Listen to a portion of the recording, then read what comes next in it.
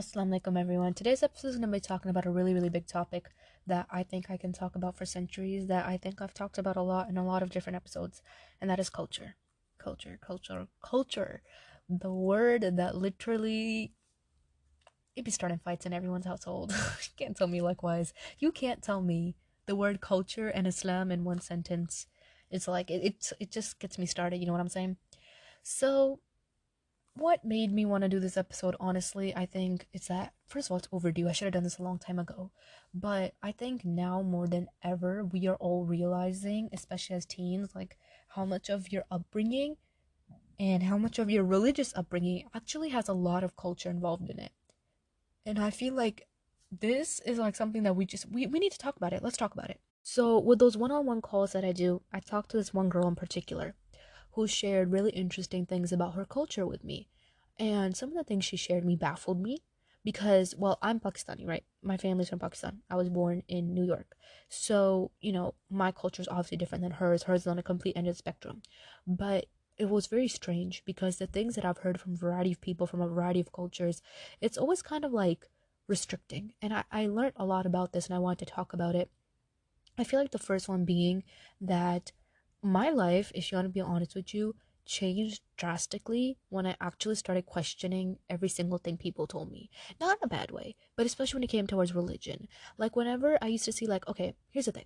When you first start off getting into deen, TikTok is great. Because if you're watching the right people, the right dawah influencers that are, posting good content, the reliable people, I think y'all know who I'm talking about. Like they're citing their sources and whatnot. It's really good. You learn a lot from it. And TikTok, if you want to be honest with you, it could be used to your advantage. Everyone says, oh, it's a haram app. You shouldn't have it anyway. Let me be honest with you.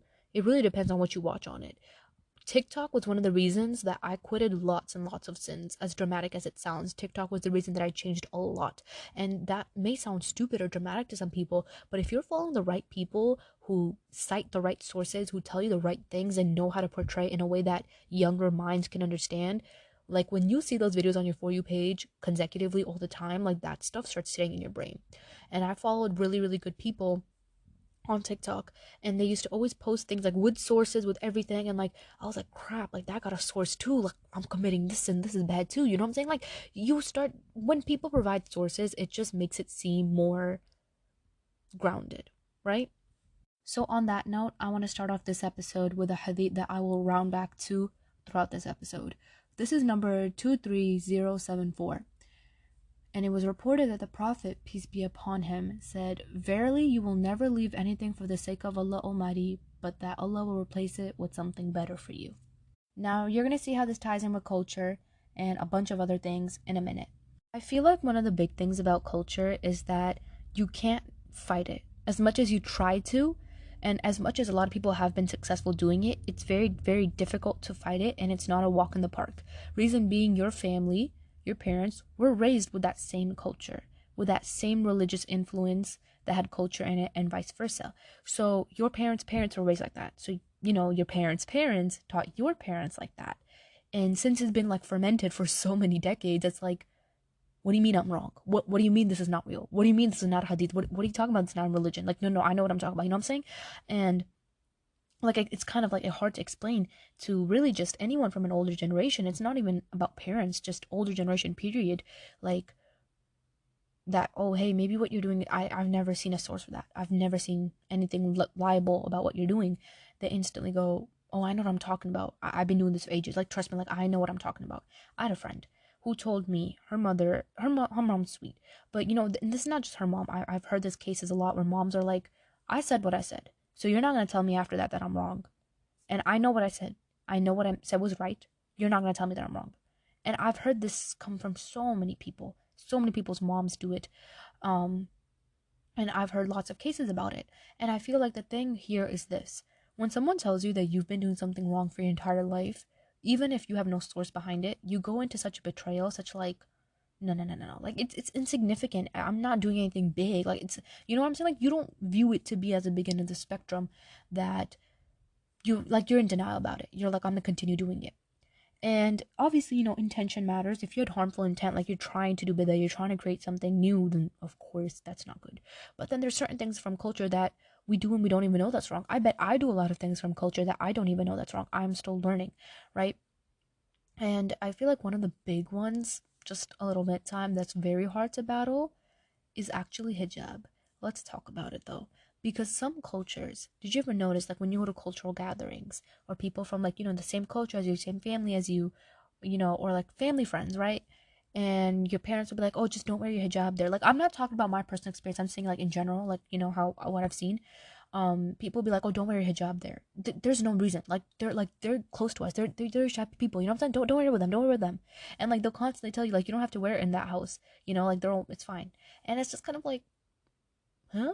Where'd y'all get that from? Because it's like there's a bunch of people there that are not, mehrams, like they're not my mehrams. Like even if they're older, doesn't matter. Like I should be wearing it there. But your parents on the other end of the spectrum will be like, oh, you're young, it's your child, it doesn't matter, it's just some other auntie's house, you don't gotta worry about it. So it's kind of like, where did that come from? You know what I'm saying? When Islam tells you always should be covering your head, and that's something I think we all work on. Another big culture factor against religion is marriages, weddings. Let's talk about it, bestie. First one being that the actual wedding itself. Oh my god, I don't even know where to begin with this. I feel like a lot of girls don't actually have a much say in their wedding, and I mean, maybe they have a say in their partner and whatnot, but when it comes to like the function itself, like the hall, the setup, the music, the this and that, I don't think a lot of girls actually have a say in that. And I also know lots of cases where girls don't even have a say on wearing their hijab on their wedding day. I was actually reading this Instagram post once, and the comments was a debate. The whole thing was just about should girls be wearing their hijab on their wedding day. Obviously the answer is yes, obviously, right? Because wedding, that's when you should be wearing it the most. Like you should always be wearing it, but wedding, like, yeah, you need to be wearing it. The comments was a debate, and everyone's like, this is your special day, you deserve to take it off, it's not that big of a deal, you're getting married anyway, it da da da. Like, it was a really big debate. People were like, no no no, what are you talking about, you should be wearing it on your wedding day anyway, there's gonna be non-mahrams there, or you should have it separated, like, what's going on? It was crazy. And I was just reading the comments, and I'm just like, what's going on here? And here's my take on this. My take is that you should be wearing it on your wedding day. Now the question comes down to how many of us girls have a choice on that? Very low, unfortunately. Because the thing here is this: even if your parents agree that you should be wearing a hijab on your wedding day, the problem comes down to if you are a hijabi bride, people are like, why is she doing that? Why is she wearing that? Is she okay? Like, people have something to say. And another thing that I really recently been really looking into is, have you ever seen how big Pakistani Desi weddings are? They're humongous. Humongous. Our weddings originally used to be like what? Culturally wise, like 3 days, right? 3 days of weddings. Now in Pakistan, they do weddings that are nearly like a month long, or even like 2 weeks minimum. And it'll be like different events with like different names. Same events with different names essentially. Like, oh, on this day we're all gonna wear white and we're gonna make dua. You should be doing that anyway. Oh, this is like the special day where we're gonna eat this type of sweet, so it's a party. We're gonna have all these people. Like, it's just extension. You know what I'm saying?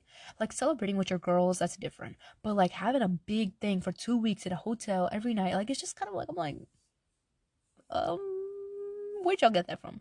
And I feel like now it's so difficult to break out of that cycle, because now that it's so normal, if you don't do that, people talk about you. And it's so difficult because, like, you know what? I've always seen this happen among the aunties. Honestly, aunties, I'm not trying to shame y'all, but like, aunties will sit there and say, oh, it's not, they wasted so much money, it's not paisa zaya kiya. If Urdu, Urdu, okay? Basically just saying they wasted so much money, it was such a waste of money. They spent so much for doing what? This big function. It was such a waste of time, right? They'll always talk about how it's a waste of money, waste of time, right? Then when a girl decides that she wants to do a very, very simple nikah, she, in the masjid, just a small party, small local people, it becomes, oh my god, like, what was the situation? Why did she decide to do it like that? Why were they not booking a hotel? Was this not on her agreement? What was happening? I think that there's some sketchy inside business that she did that. She's probably not happy with the marriage. What do you want? Like, I never understand the spectrum. Like, people assume that girls that want a really, really simple wedding are unhappy. And I feel like that's such a wrong. I mean, if we're talking culturally, there's two spectrums of it. Yes, they're unhappy, or two, they're so happy about it that they just want to get it done simple and out of the way. I also don't get why people do humongous, 2 week weddings. Like, evil eyes real. Now, of course, Allah controls everything and whatnot, but when you're doing things that are out of Islamic culture too, It's so weird to me. Like they be having little dance parties and whatnot at the weddings, and it again, like I'm not criticizing, the family itself, because unfortunately lots of girls, they don't have a say in this. They really don't. And a lot of people, even the people that are getting married themselves, that are setting up the function, even they sometimes despise the concept of doing it. But the problem is where cultural requirements come in, where it's kind of like you have to do it. Like you're getting married, like, oh, you're an only daughter, you're an only son, this is your oldest child, you're getting married, like you have to do it, you know what I'm saying? And it's like the pressure, and it's also like if you don't do it, people are going to go on about it forever, you know what I'm saying? So it's kind of like a burden that people do just to get rid of it. So they'd be like, oh yeah, I had a fancy wedding, yeah, I invited everyone that I know, that I don't even know, that I met one time at like the car shop, I invited everybody, you know what I'm saying? And it's like a force. So then I feel like the actual concept of marriage is like gone in the dust, because it's more like, hey, I'm showing you, this is my wedding, this is how much my parents spend, this is what I can do. And it turns into something completely different. And I think the other thing is like a lot of girls that actually don't even get to enjoy their big day, because you're just thinking like, wow, that's a sin. And now I'm playing music, 400 people invited, and they're all listening to it, and then that, and then that. It's like you don't have much of a say, but it's also like, you're just doing the mental calculations. I knew someone recently who got married, mashallah, and I hope that it goes successful for her because she's so sweet. But she wore her hijab on her wedding day. And when I saw the pictures, that was one thing I definitely talked to her about. I was like, I'm so happy that you decided to do that because it looks so good on you. And she was saying to me how she just doesn't even feel like herself without the hijab. And I was like, mashallah, man. May Allah make us all like that. But, like, I was like, see, and she looked so good. And I was like, that's my point. You know what I'm getting? Like, y'all have this standard that, the women, especially Desi culture, but like, you gotta go there, get your face beat by the parlor, bro.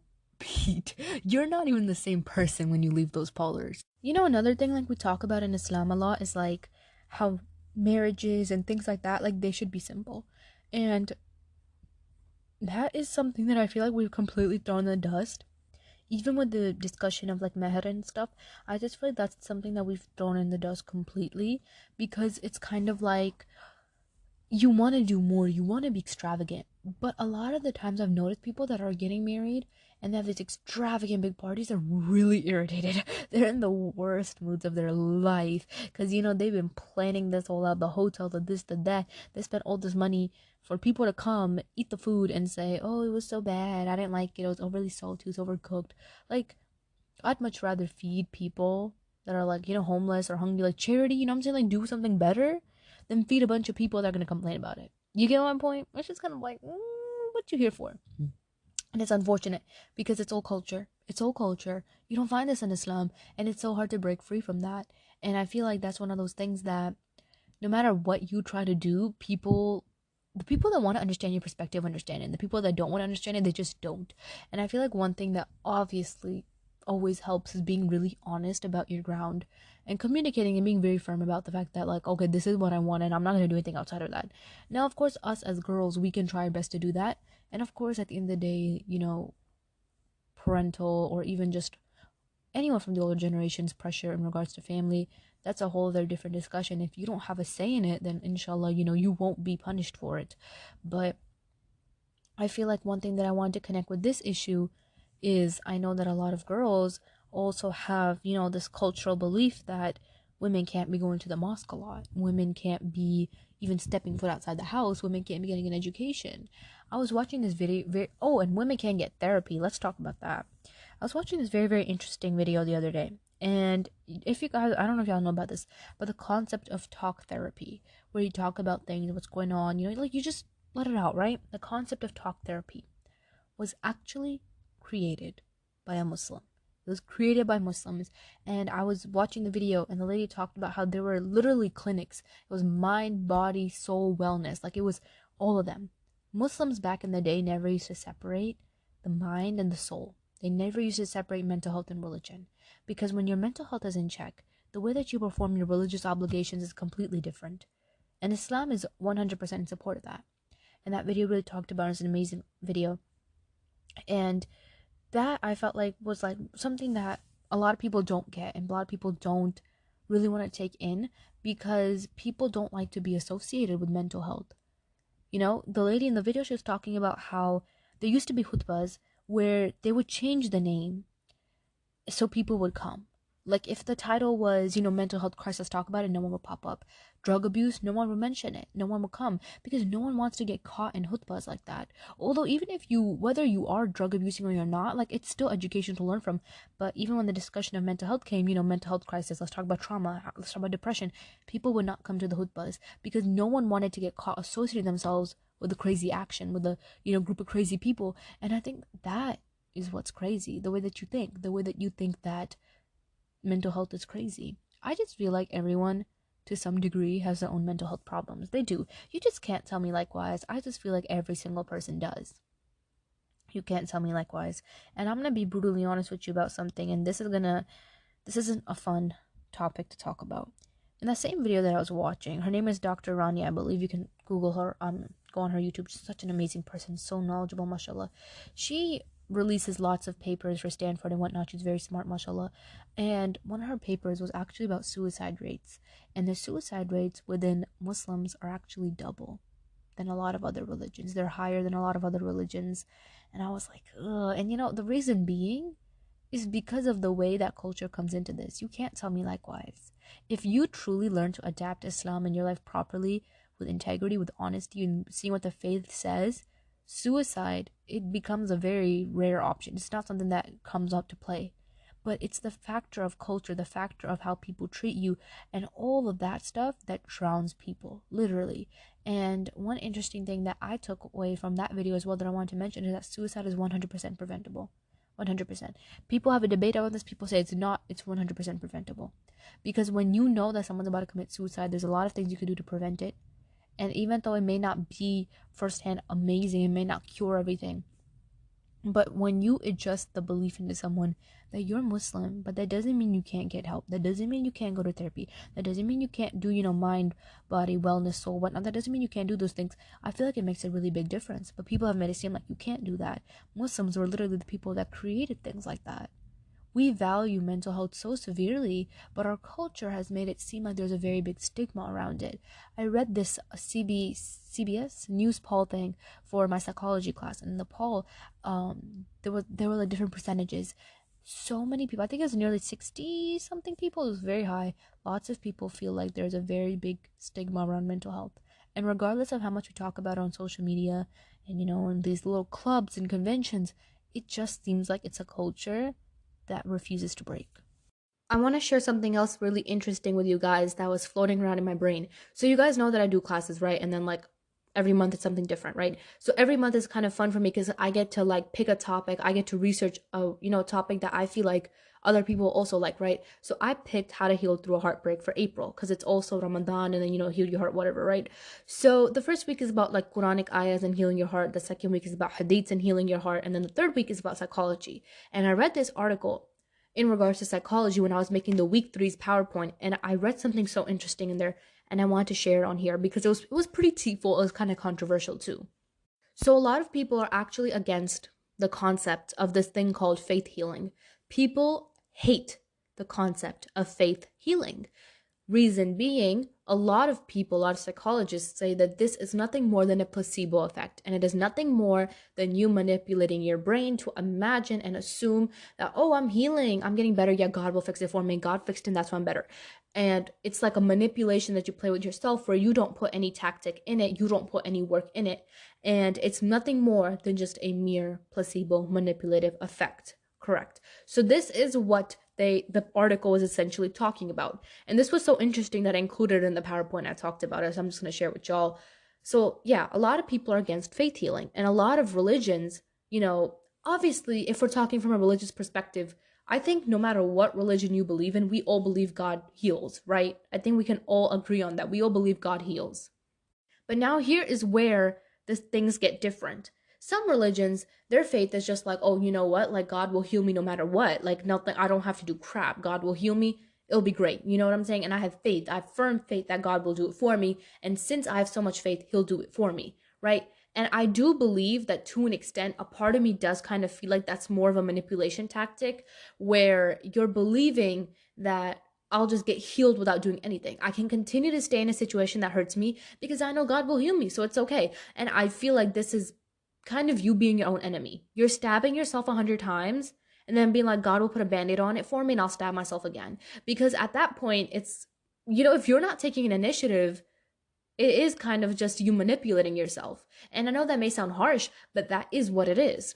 So yeah, a lot of psychologists, they're really against the concept of faith healing because it seems nothing more like a mere manipulation and like a placebo effect, because you're forcing yourself to believe that, oh, I can stab myself 100 times, stay in the same place that hurt me, and I'll still heal because I believe in God. And this, in my opinion, yes, it is kind of like a manipulation tactic. But when you look at what Islam tells you in 13:11 in the Quran, Allah says that He will not change the condition of anyone unless they change the condition of themselves. And this completely throws in the garbage what I mentioned earlier about how psychologists like to be against the idea of faith healing because they think it's like a placebo effect. However, when we discuss Islam into the picture, it's completely different, because God is specifically telling you that you have to try to make an attempt to change your own life first, whether that's through a small intention, a small action, a small habit, letting go of something, just trying something small.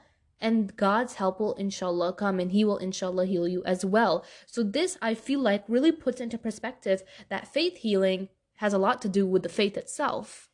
Like psychologists, I was reading the article and psychologists were literally going crazy about it. They were going absolutely crazy, saying faith healing is the worst thing that you can do for yourself. It's manipulative. It's nothing more than a placebo effect. It's, gaslighting yourself. But I think faith healing has a lot to do with the faith itself, because if your faith is telling you that you can stab yourself 100 times and stay in the same place and God will still heal you because you have faith, that does seem like a manipulation tactic. But in the Quran and in Islam, and in the Quran in 13:11, God tells us that He's not going to change the condition of anyone unless they change the condition of themselves, which means you have to take the initiative to want to heal.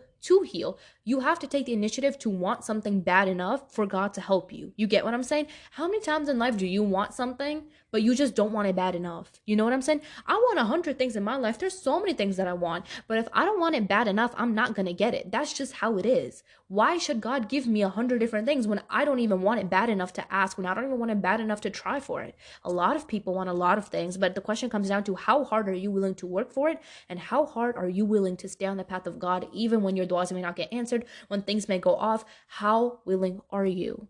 So that was a really interesting discussion, and I want to tie this back again with what I began in the beginning in the discussion of culture, where I stated the hadith where if you drop one thing for the sake of Allah, God will give you something a lot better. And this comes back to that point, this same junction. So the question comes down to, what can you do? If you want me to be honest with you, I feel like fighting against culture and fighting against, the entire world and the entire society and the entire place where you live in, it is very hard.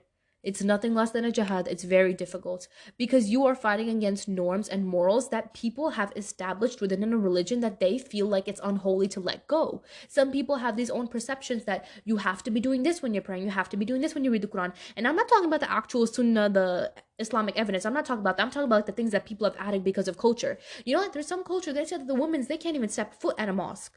And I'm like, what? There's genuinely some cultures where they're like, women should not even leave the house. They should not even be near the mosque. And if they're stepping their foot in the mosque, then their dads or their, male figures are doing a very poor job at controlling them. And I'm just like, what is going on? What is going on? And this is so sad.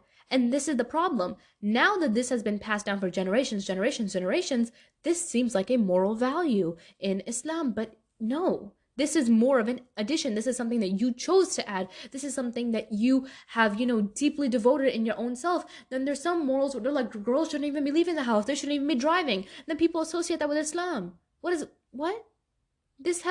Driving has nothing to do with this. So people have installed very, very deep moral values and they connect it back to religion. And this is a problem because in the big scheme of things, you are teaching and you are passing down false information and you don't even know it. Now, of course, the next question comes down to, what do you do, right? And this is my opinion. I feel like fighting with the entire world in different areas, different sectors about culture is nothing less than a jihad. Do I think that people should stand up against the culture and the religious mix that people do? 100%. You should. When you see someone doing something that's very cultural, you should point it out. You should be like, that ain't right. But you also have to realize that, unfortunately, it's very subjective.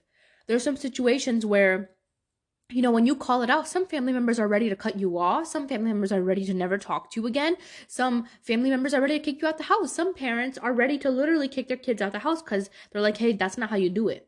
They don't want to be corrected, right? And there's some situations where if you do point it out, it becomes extremely awkward to the point that you're like, the family ties are like breaking apart. You know what I'm saying? So it's like, how do you find the balance? What do you do? If you want me to be honest, this is something that I struggle with as well. And the biggest thing that I try to tell myself, and I tell this all the time, if you can't do the little things right, you can't do the big things right. You have got to start questioning every single little thing people tell you in regards to Islam. This may sound mean, this may sound weird, and by that I mean like when people tell you, oh yeah, read this 100 times in the day and this will happen to you. Or when people say, oh yeah, you should be reading this surah for this effect. Like, you know what I'm saying? Like, I'm not saying question the faith and like, all that. I'm not saying to get to that deep extent. That's a whole other discussion, and I have talked about that before. I'm talking about like your day-to-day routine. When people tell you, oh yeah, you should be reading 3 pages of the Quran every day because this is what happens to you. Well, who said that?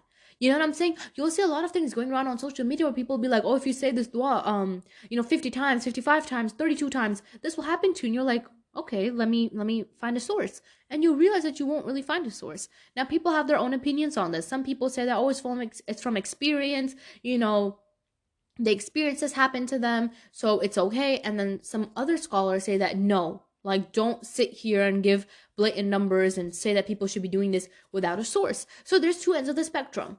I try to follow the belief that I just want a source for everything because I don't want to kind of end up in a hole where I'm like, crap, what did I do? Or, like I just feel secure that way.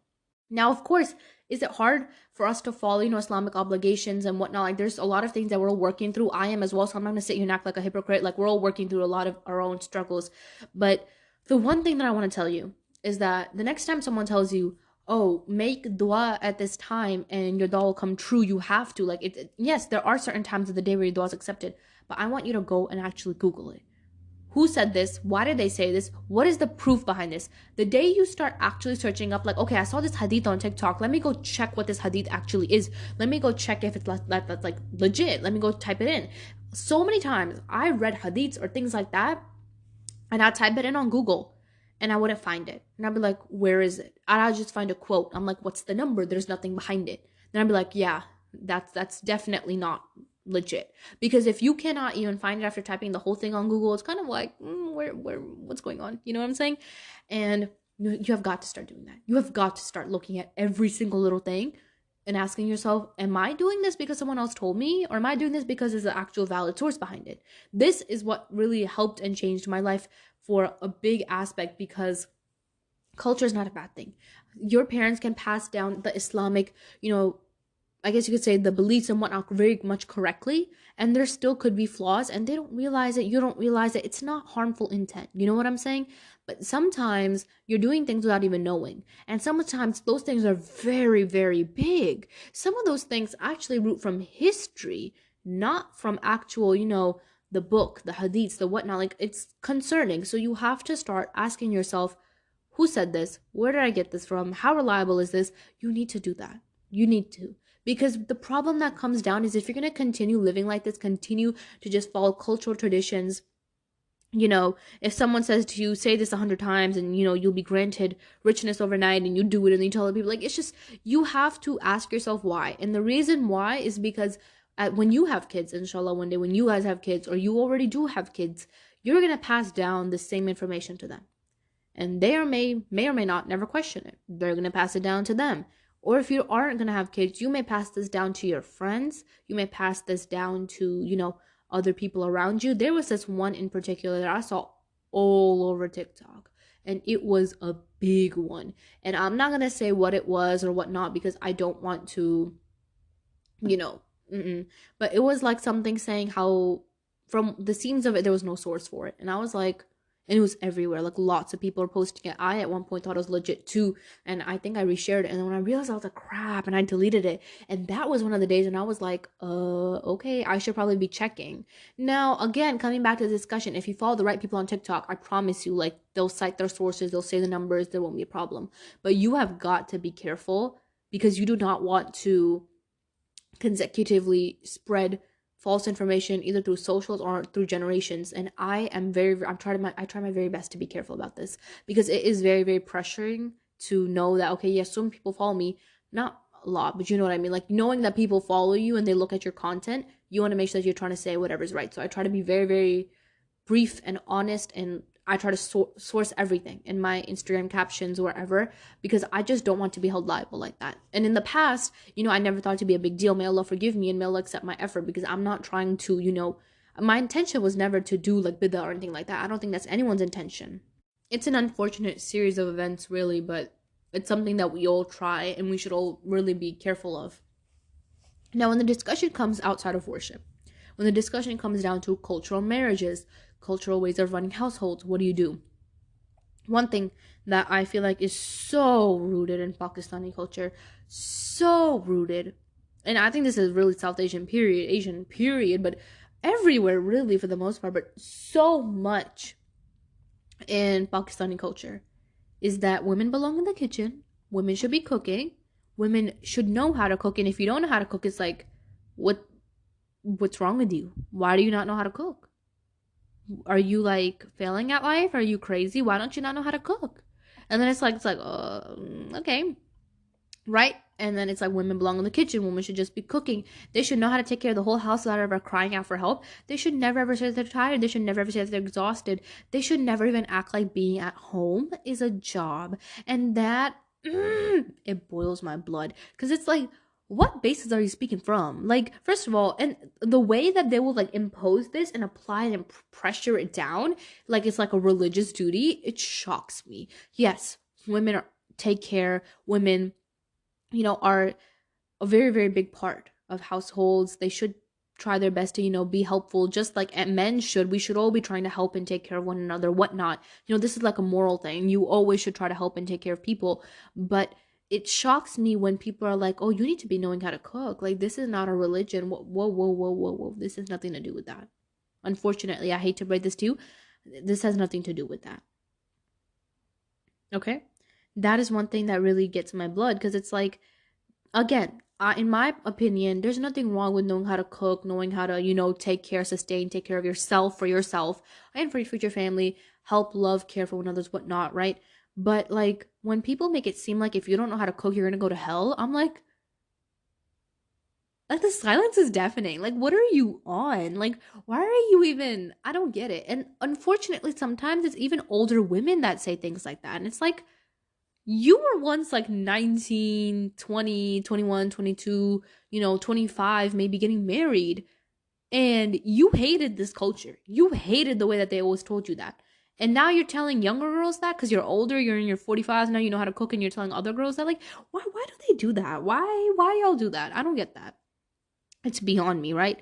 And they just make it seem like if you don't know how to cook, you're gonna go to hell. And it's like, I just don't get it. Because I feel like that imposition, the way that they like force it on women, like, well, if you don't know how to cook, you're useless. Like, you're garbage. Like, you are a waste of space on this earth. It just shocks me. Because it's kind of like, you'll be fine. I promise you'll be fine. Now, look, personally, I love to cook, right? I love to cook. I love to bake. I love to do those things. That is a hobby of mine, okay? I never got into cooking thinking, oh my God, if I don't know how to cook, like, I'm gonna go to hell. It's the worst thing for me. No. If someone was to force me to cook, I would not want to cook. Let me just tell y'all. Growing up, culturally, whenever aunties were like, oh, you should know how to cook. You should be helping your mom. You should know how to do this. It pissed me off. It just rubbed me the wrong way. Because I'd be like 12 and they'd be like, oh, you don't know how to cook this meal? Like, you don't know how to cook all this? And I'm like, bro, like, I'm 12. And then as I got older, when time came and, I love to watch cooking videos and I found it fun, then I started doing it. It was my own joy. It was my own hobby. And I did it better because it was my own hobby. Because I liked it that way. You know what I'm saying? But like, when people trigger you into doing stuff, it just pisses me off. Because it's like, why are you even... Like, girls will literally be like 8 and they'll be like, oh my God, you don't know how to cook biryani? Oh my God, pack it up. Just die right now. Like, I hate y'all. I really do. I hate people like that. Oh, may Allah forgive me. But it's just like, why do you do things like that?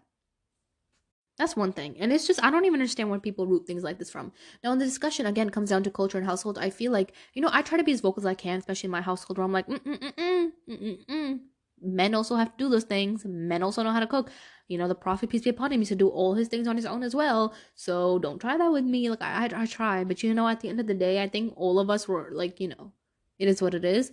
So the one thing that I always try to do is like I try to take notes, and I always write this down. Like when I have my own house, inshallah, I'm gonna avoid doing this. I'm gonna tell myself not to do this.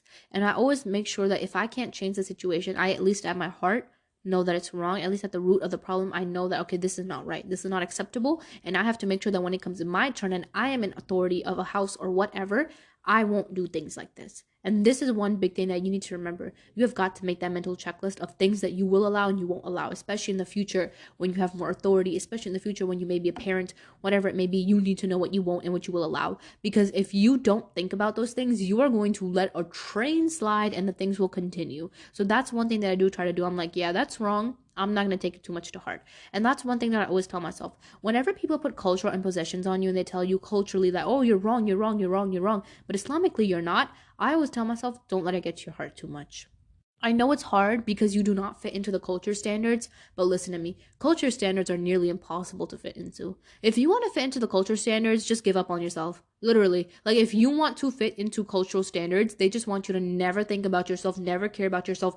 What's the concept of self love? What is the concept of self healing? That does not matter if you're trying to fit into cultural standards.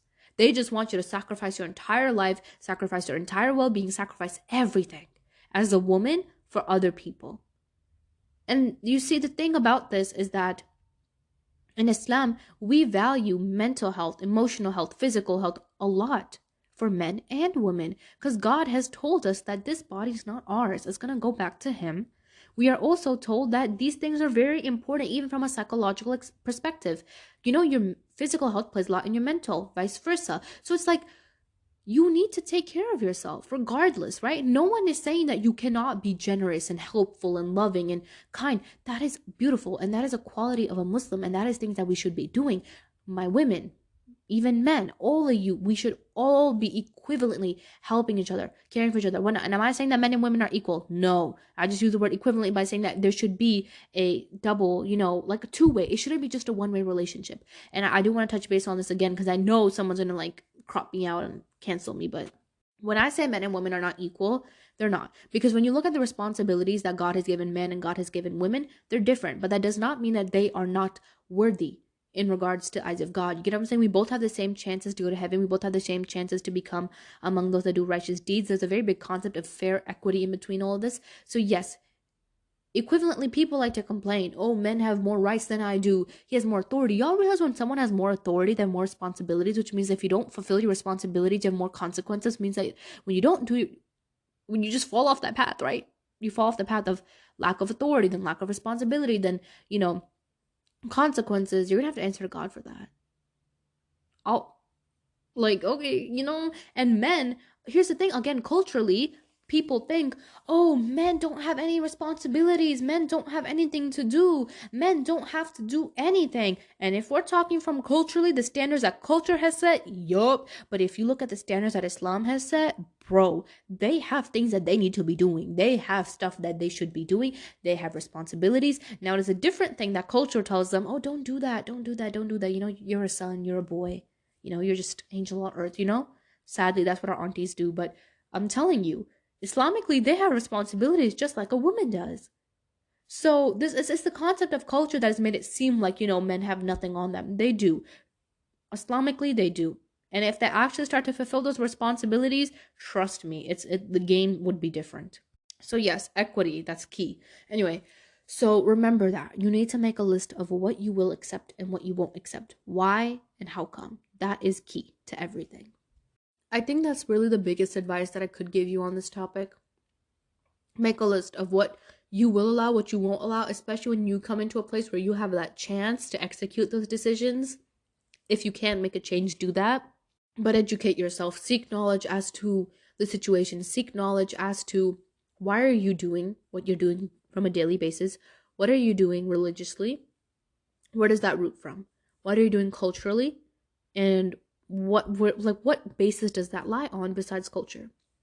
Analyze those things. Realize those things. Realize that if someone is accusing you falsely from a cultural perspective, but Islamically you're right, don't let it get to your heart. Because at the end of the day, if you know that you're doing all that you can in a state of justice, you're trying your best. I hope that this episode benefited you guys.